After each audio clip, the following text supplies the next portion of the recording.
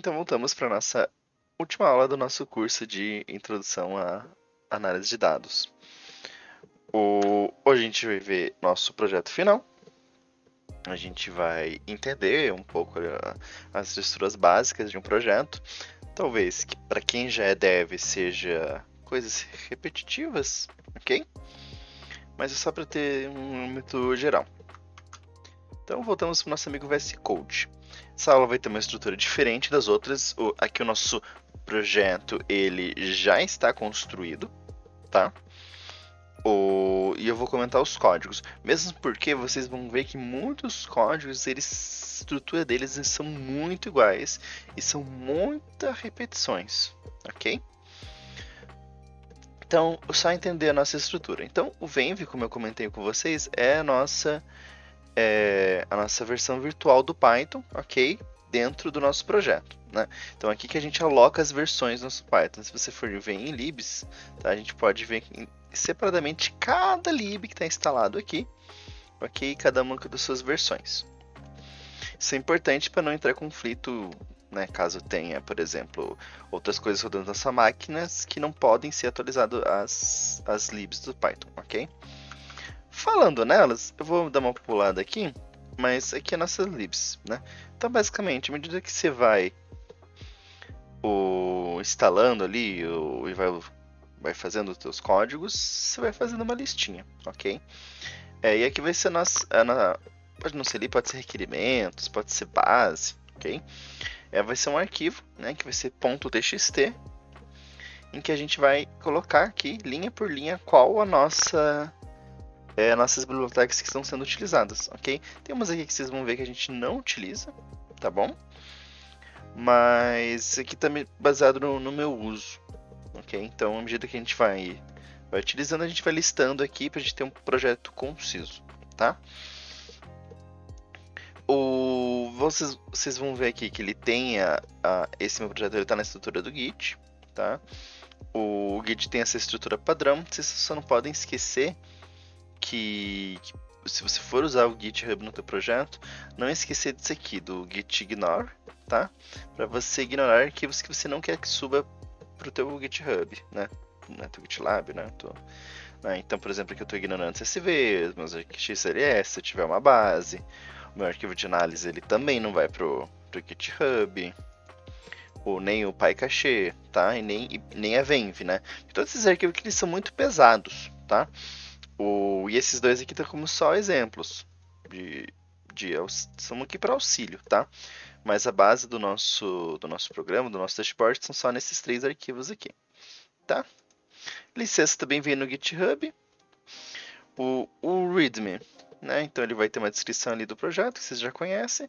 E eu coloco aqui uns comandinhos, tá? Que é as nossas referências, que estão utilizadas para o nosso curso. Mas os principais está aqui. Beleza. Como é que eu vou instalar as libs?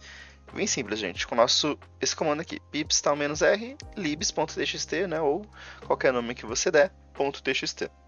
Então, o pip que a gente já usa para instalar todas as bibliotecas, só que aqui você vai colocar num comando só.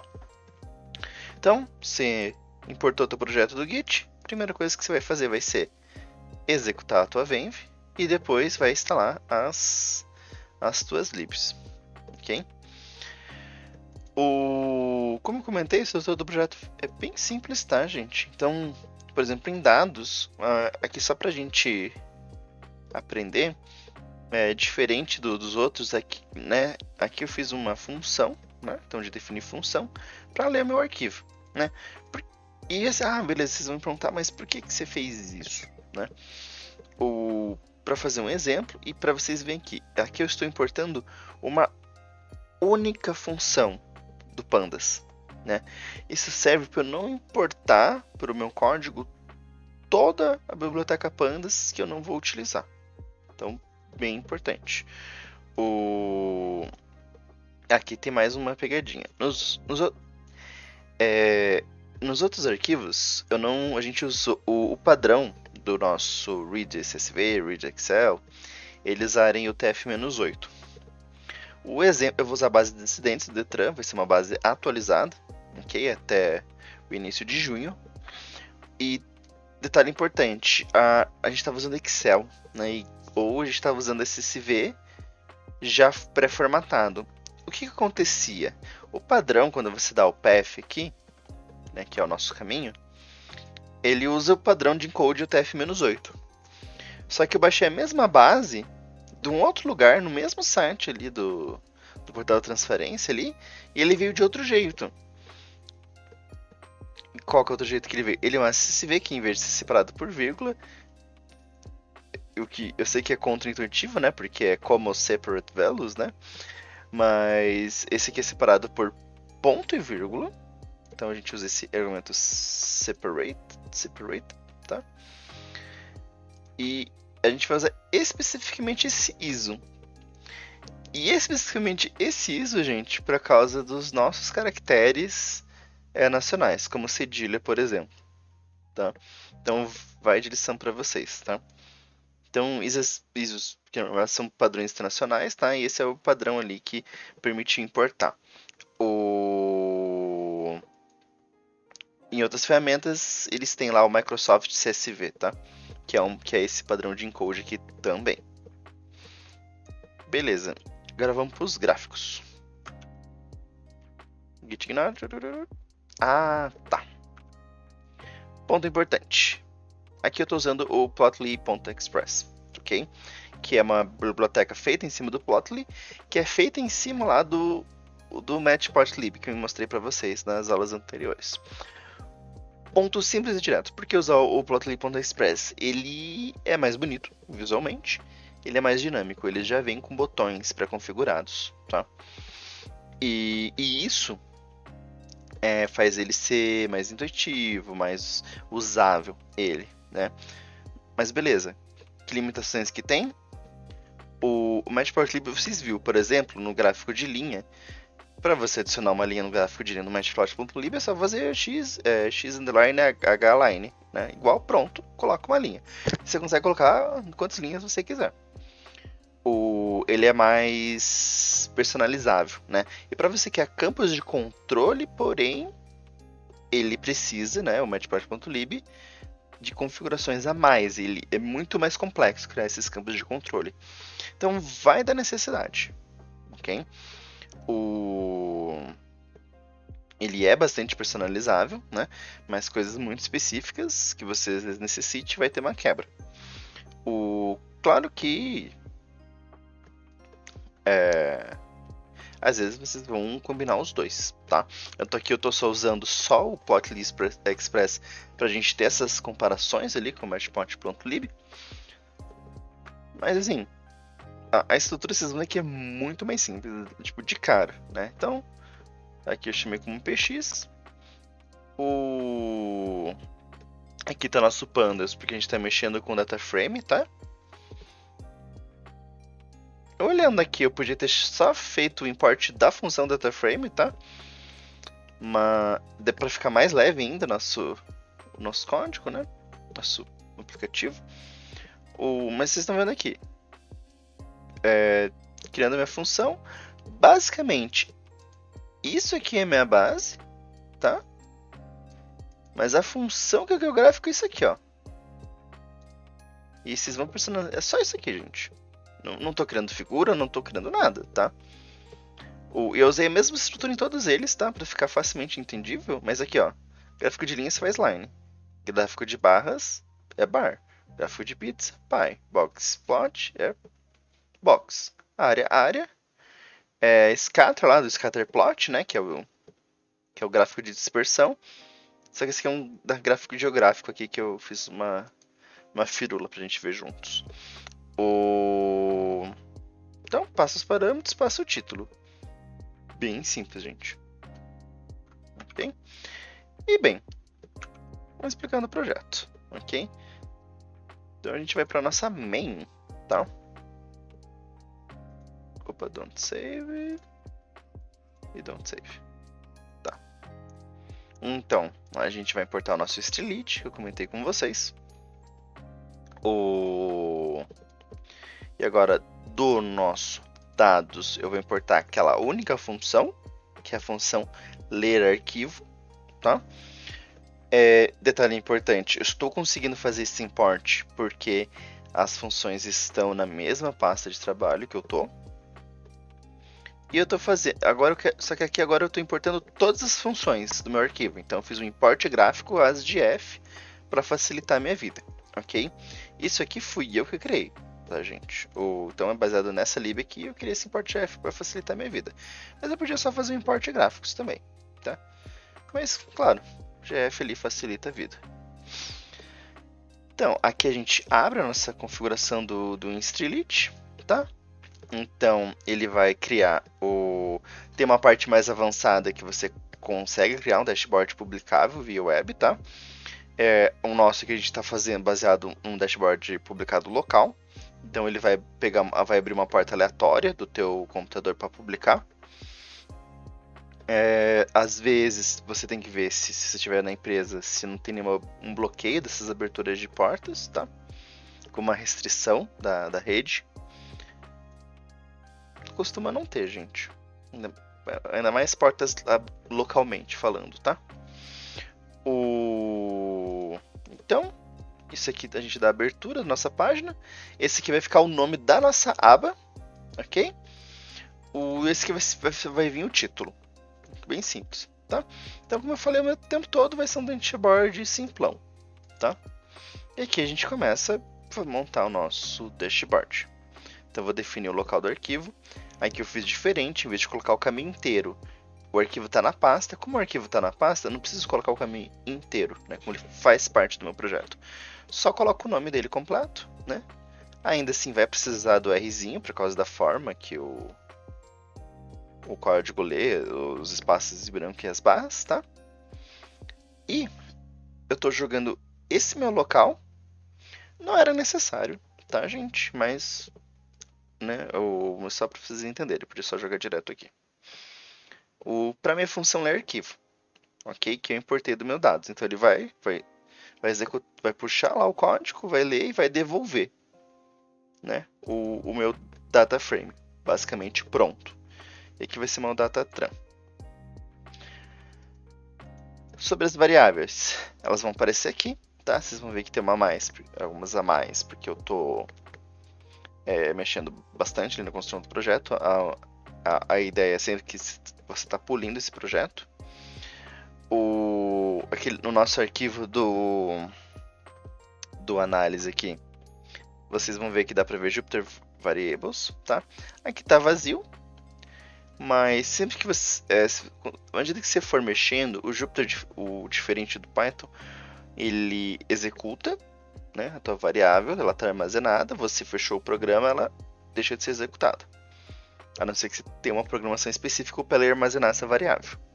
Aqui não, o Jupyter, se você criar uma variável, mesmo que você, errei uma letra, corrigir, aquela primeira continua armazenada. Tá? Então, sempre que você quiser dar uma resetada nas variáveis, só você dar um restart aqui no kernel, ele vai zerar todas as variáveis, tá? O Clear Output eu mostrei para vocês, ele limpa todas as saídas. Basicamente é isso, pra gente encerrar com curiosidade aqui do Jupyter Notebook, tá? Vou dar um save aqui. Então, voltando aqui. Então, o que vai acontecer agora? Eu vou fazer vários data frames específicos, né, usando pandas, e vou enviar para minha função para meus gráficos lá. Então, vocês percebem aqui, gente, como ficou clean, ficou mais limpo o meu código. Porque vocês concordam que se não tivesse aqui essa função gf.graficolinha, toda vez que tivesse, por exemplo, eu vou criar um gráfico linha, o que ele ia fazer? Eu ia ter que colocar mais essa linha aqui. Entendeu? Ele ficar mais robusto, mais difícil de ler. Então, definir função e você importar, tem essa questão de deixar mais limpo, mais entendível, né? Daí eu edito ali, digamos que eu tenha vários gráficos linhas, ele vai alterar todos os gráficos linhas. Então, bem importante. Então aqui é a chamada, né, de gráfico linha, que eu mostrei ali para vocês. Beleza. Então, eixo x', eixo y'. Por quê? Então, são os argumentos, né? Se a gente for em gráfico, ele está pedindo dados de x, dados de y e o título do meu gráfico. Então, é isso que eu tenho que alimentar a minha função. Então, vamos lá, porque relembrar é viver. Então, a nossa base, nosso data frame e data frame, eu vou agrupar ele pela data inversa, tá? Sendo que eu vou usar o meu ID para fazer operações. Por quê? O que acontece nessa base? Diferente da outra base, que ela era unicamente cada acidente, aqui ela por causas, tá? Então ela repete IDs, né? Então, sei lá, que é o identificador único desses acidentes. Então o que acontece? Ela multiplica ali pelo vezes 4, vamos dizer assim. Então ela é uma base muito maior, só que ela não traz a informação da forma que a gente quer, ela fica muito grande, né? Então aqui a gente está fazendo uma contagem, né, de valores únicos para garantir que a nossa informação fique concreta. Então a gente reseta o index, a gente nomeia a nossa coluna nova ali, que é essa coluna de contagem única. Para total acidentes. E no final eu estou abrindo um conchentes para puxar. Então, até aqui, se vocês forem verem, esse aqui é o novo data frame, ponto importante. E aqui a gente está chamando só a coluna data inversa desse data frame e aqui a coluna só total acidentes. Então, o ponto importante é vocês perceberem, eu estou concatenando blocos, né, de funções do pandas aqui. Isso permite, né, eu, por exemplo, só numa linha, aqui eu tenho um novo data frame com só as datas e aqui um novo data frame só com os valores que eu quero, tá? E aqui minha quantidade de acidentes. Agora eu vou comentar aqui o código rapidinho. Vou lá no final. Pra gente aprender tudo. A gente aprender. Ih, não tá comentando. Por que não tá comentando? Deu certo. Beleza. Então, fiz meu gráfico, joguei para função, tá? Ele vai devolver a figura do meu gráfico para essa variável aqui, tá? Como vocês podem ver, também não era tão necessário, eu podia ter feito esse GF direto aqui no meu gráfico linha, tá? Mas para ficar bem claro o que está acontecendo. E bem, eu vou dar um salvar porque eu comentei aqui. Então o VS Code sempre vai dizer aqui. Como o meu está conectado com o Git, vocês vão ver que tem a letrinha aqui, M, né? Esse aqui é de Modify, tá? Então o Git é o nosso fofoqueiro aqui, ele sempre está dizendo o que está sendo alterado e o que não está. E daí eu faço esse plot chart, né? Que ele vai deixar no formato wide mesmo do que nem filme widescreen, tá? E vai plotar, né? E como é que a gente executa? Então, aqui eu fiz uma colinha no meu readme, stringlit run em app. A gente vai ver o que vai acontecer. Opa! Entrou aqui a cal sem querer. Beleza, vocês viram aqui que mudou tudo, mas por causa que entrou como variável, tá? Por causa da forma que eu comentei o código, tá?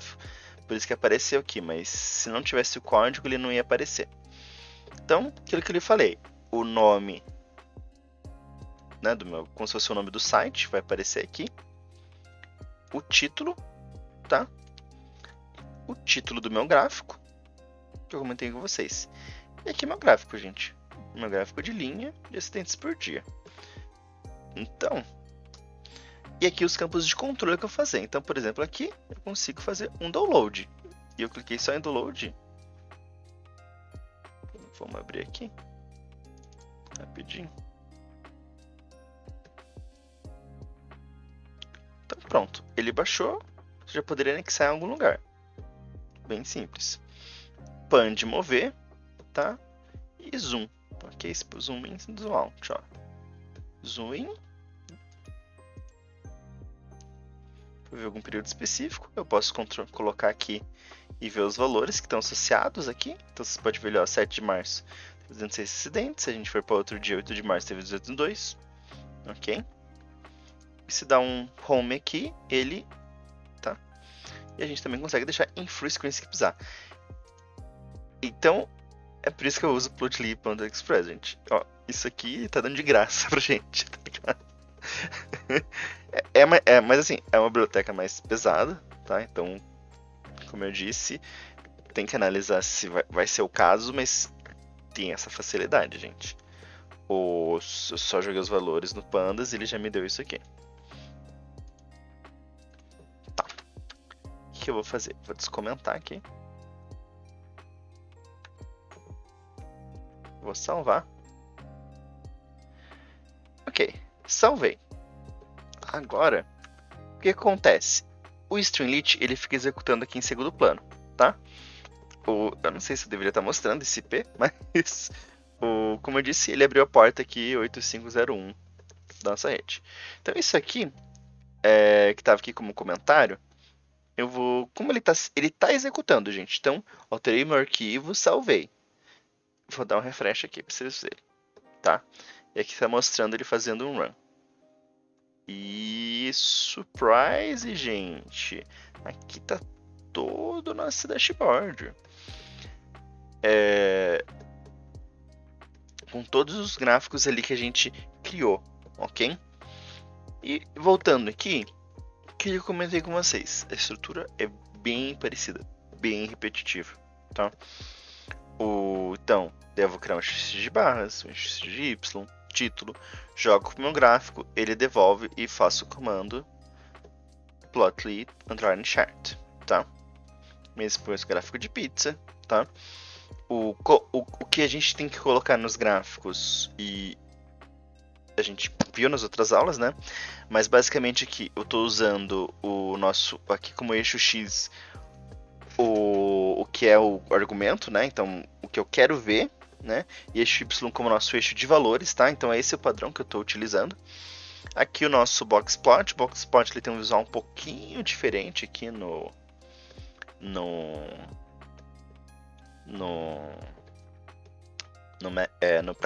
Plotly, ok? Mas os conceitos são os mesmos. O gráfico diário, então, como vocês estão vendo aqui, mesma estrutura. Mas vocês estão vendo aqui, né? Tanto o Boxplot eu deixei comentado aqui e aqui. Então, eu vou vir aqui, eu vou comentar essa função aqui. Só para vocês entenderem o que está acontecendo aqui. Então, só vir aqui. Nossa, ele está autocompletando, gente. Então tá... Ele não tá fazendo do jeito que devia. Pronto. Deu certo. Então eu vou comentar aqui o meu... Então eu vou comentar essa função aqui que eu já vou explicar o que é para vocês. Deleta aqui, deleta aqui. Salvou. Então aqui está o nosso boxplot, aqui está o nosso gráfico de pizza. Eu vou dar um refresh e a gente vai ver o que vai acontecer. E... Tá, o grupamento deu errado, mas... Senhora amada, ele bugou aqui de vez. Vamos ver o que tá acontecendo aqui.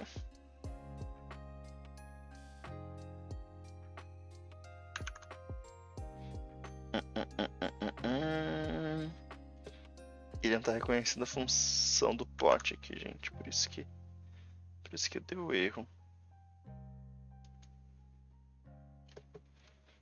Tá, não vamos inventar muita moda. Eu vou descomentar aqui. Ele alterou algum outro aqui que eu não devia. Ctrl S.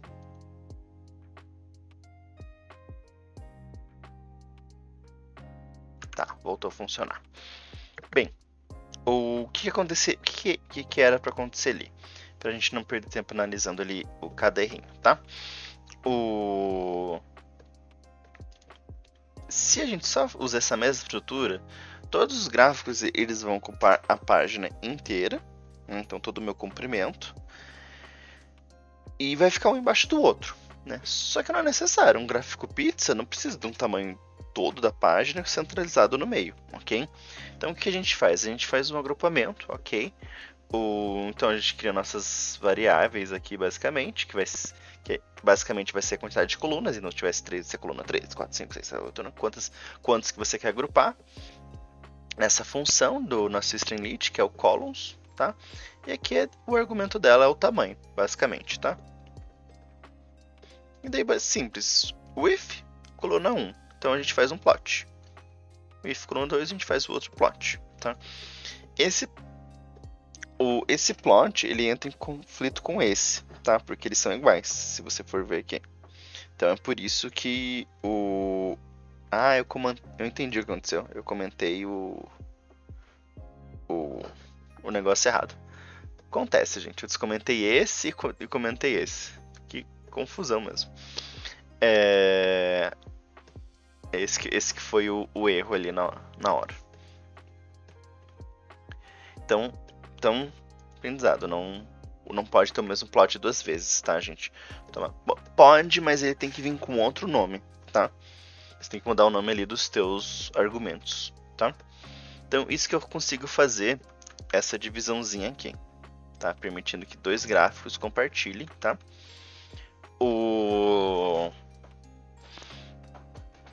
E assim, eles, por exemplo, eu criei o gráfico geográfico, daí eu criei o gráfico de pizza.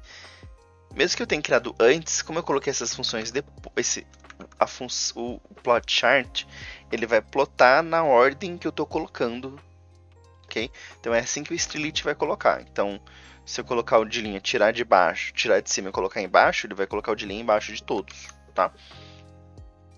Bem importante. Ok. Eu fiz uma firula aqui para vocês também, porque eu queria aprender como é que funciona o gráfico geográfico. Ele usa um bem simples, ele cria um scatter plot, né? Então aquele gráfico de dispersão, então ele vai colocando os pontinhos. Ele usa latitude e longitude, tá? E que eu tive que fazer para isso? Eu tive que fazer o drop das duplicadas usando latitude e longitude, porque lembra, a nossa base repete, né? Então eu precisava pegar a primeira repetição de latitude e longitude e deletar os outros. O que eu não tive tempo de verificar, embora assim, é difícil de acontecer, mas não é impossível, tá? De ter um acidente exatamente no mesmo ponto geográfico, tá? Então isso eu não verifiquei. Quando você está analisando dados, é importante ter essa análise, tá, gente? Então, o interessante seria contar ali se realmente não existia duplicada entre quantidades de acidentes. Mas como o meu objetivo aqui é mostrar mesmo o gráfico, então a gente foi no bem simples. Então, dropei as duplicadas, chamei a coluna latitude e chamei a coluna longitude.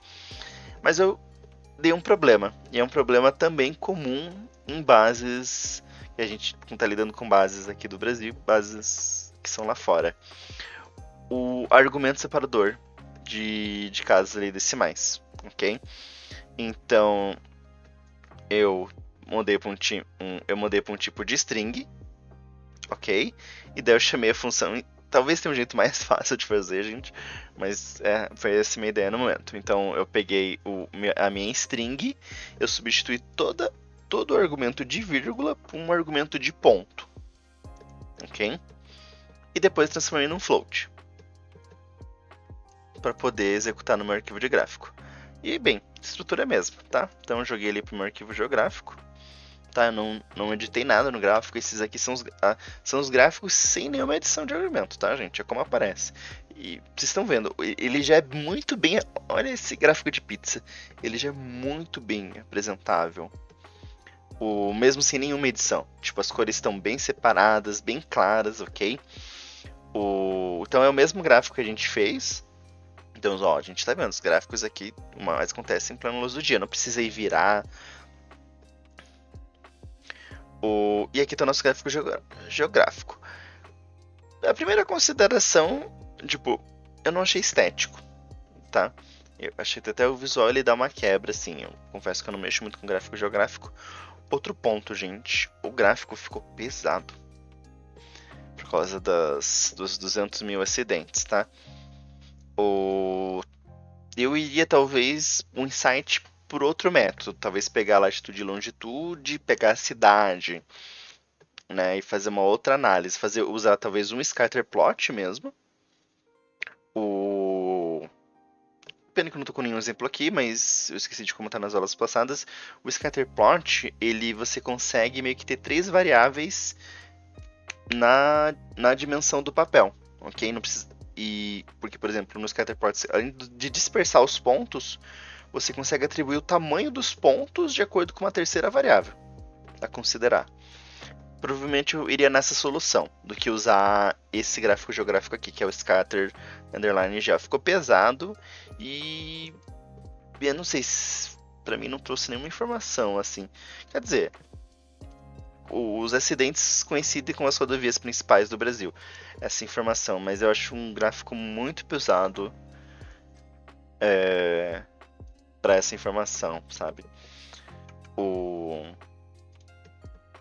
Mas assim, valeu pelo aprendizado, né? Então eu já sei que se o dia eu precisar de um gráfico geográfico, talvez eu não use o scatter underline gel aqui do Plotly, ok? E bem, basicamente esse é o fim do projeto, gente. Como eu disse, ele fica bem simples, tá? Aqui ele tem umas funçãozinhas, né, de settings, você pode dar um print, você pode limpar o cachê.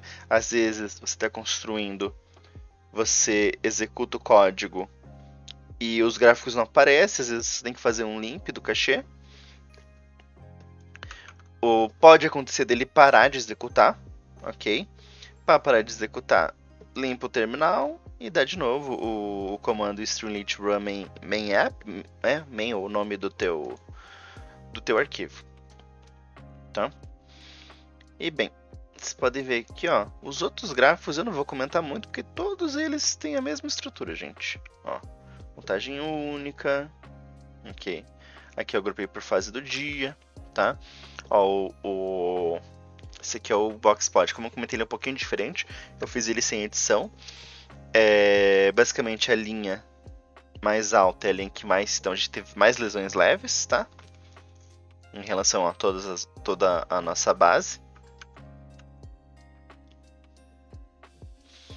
Ó, eu sempre tô colocando os valores únicos, tá, gente? Por causa daquilo que eu falei. A base ela se repete muito, tá? A gente tem uma parte não informada, que é relativamente alta até. Ó, se for pensar que dá quase 3 mil. Que é o nosso gráfico diário. Então, ele só ordenou aqui de um jeito estranho, né? Aqui talvez ter um eixo auxiliar e renomear os nossos eixos talvez seja interessante, ok? Porque daí o que eu faria? Eu deixaria na ordem, domingo, segunda, ficaria bem mais interessante. Mas ele não impede ali a nossa análise. Então aqui a gente vê que terça é o dia que menos tem acidente. E sábado e domingo é o que mais tem, que é fim de semana. Estranho, né? A gente pensa que vai ser o dia de trabalho, que tem mais carro na rua, mas não. A galera é mais imprudente quando tá relaxado. O nosso gráfico de hora, né? Então, vou fazer uma leitura rápida aqui dele. Os nossos acidentes, eles ocorrem mais entre as 15 e as 20 da tarde. A gente consegue dar um zoom aqui para vocês verem. Aqui. E o zoom ficou muito grande. Vamos. Volta o scale aqui. Então, às 17 da tarde é o horário que mais aconteceu acidente na nossa base. Menor é de madrugada. Ok? Tô vendo aqui por períodos, né? Vocês podem ver. E aqui, ó, às 7 da manhã. Então são os horários que estão saindo para o trabalho e voltando para o trabalho. É questão ali da evolução de acidente, tá? Vocês podem ver, tem um padrão, tá? Obviamente, esse padrão com certeza ele deve coincidir com os padrões das semanas, tá? Então, segunda tem menos, o outro tem mais, daí ele desce, sobe, desce, sobe, tá? Não chegou a aumentar, como eu cheguei a falar com vocês nas aulas passadas, mas ele teve 2 dias aqui que passou, tá? Então a gente ainda está dentro de uma margem de padrão do nosso gráfico, mas tem aumentado, né? Isso é, é preocupante, né? Mas, né, não é nosso trabalho aqui, a gente só tá tendo uma parte ali de insight, tá?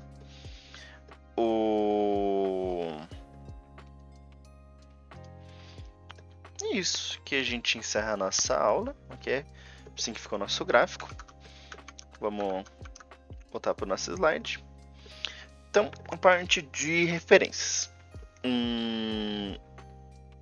3 desses livros aqui são livros que eu uso mesmo, ok? Um deles... Ah, faltou mais um ainda, gente. Tá? O Think Python aqui. Pense em Python. Ele tem o site, tá? Eu já comentei com vocês, então vocês conseguem consultar ele, tá?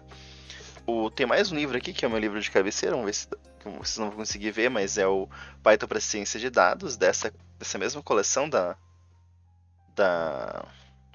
do eu ia falar da Nova Tech, mas estou vendo aqui que todos são da Nova Tech. Basicamente estão todos da mesma editora, ok? Mas assim, eu pesquisando ali outros livros ali para eu me referenciar e para aprender mais, eu encontrei esses 2 livros, tá?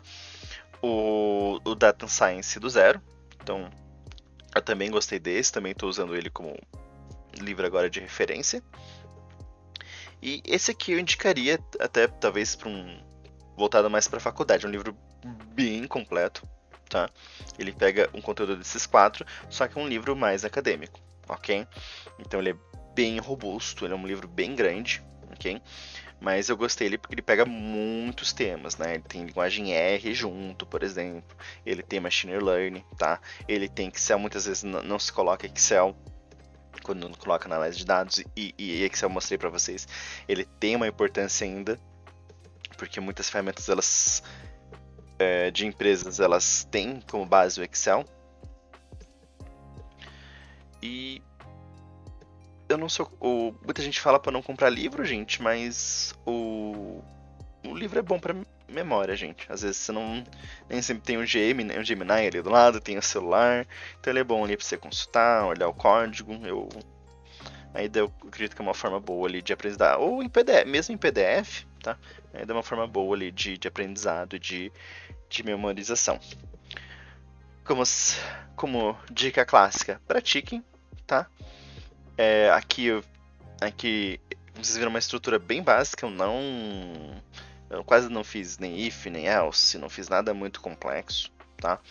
Justamente porque vocês pegarem em casa, gente, ó, ler arquivo, beleza, plota o gráfico, não precisa fazer a função direta, vocês vão pegar e fazer o básico, faz o plot, faz a função.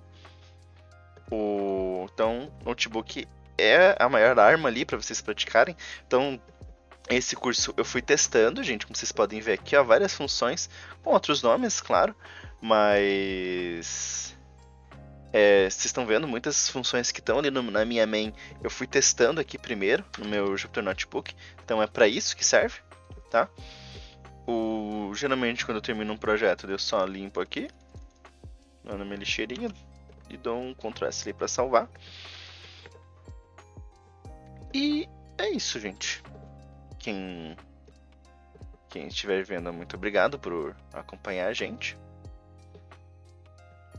E qualquer coisa, comentários, sugestões, né? Procure a gente ali, a gente pode auxiliar e trocar ideias. E talvez até a próxima. Vamos ver. Tchau.